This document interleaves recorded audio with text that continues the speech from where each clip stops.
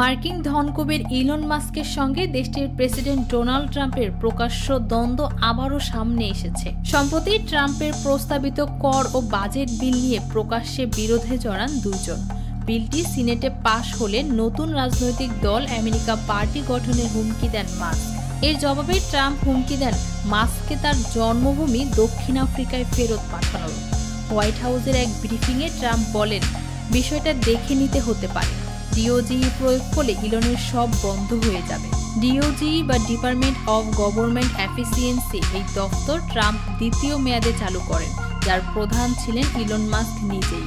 তবে গত মে মাসে পদত্যাগ করেন তিনি। ট্রাম্প বলেন, ইতিহাসে ইলন মাস্ক সবচেয়ে বেশি সরকারি ভর্তুকি পেয়েছে। এসব ছাড়া তার রকেট, ইভি কিছুই চলবে না। এদিকে মাস্ক রিপাবলিকান প্রার্থীদের পেছনে প্রায় $27 কোটি ব্যয় করেছেন, কিন্তু এখন তার রাজনৈতিক খরচ কমানোর ঘোষণা এবং ট্রাম্পের বিলের বিরোধিতা নতুন দ্বন্দ্বের জন্ম দিয়েছে। সবশেষে প্রশ্ন রয়ে যায়, বিল পাশের পর ইলন মাস্ক তার হুমকি অনুযায়ী নতুন দল গঠন করেন কিনা এবং ট্রাম্প তার বিরুদ্ধে আরও কী পদক্ষেপ নেন।